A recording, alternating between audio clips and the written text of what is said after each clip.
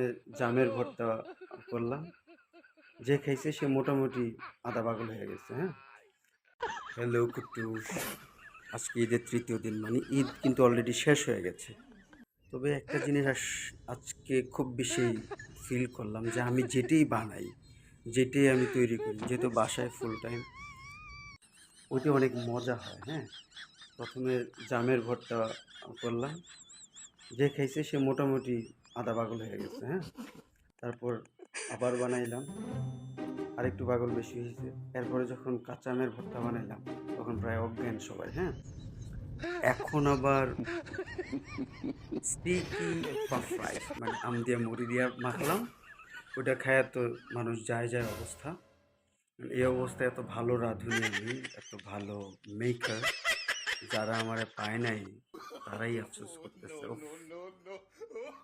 Masterpiece. Eid Mubarak.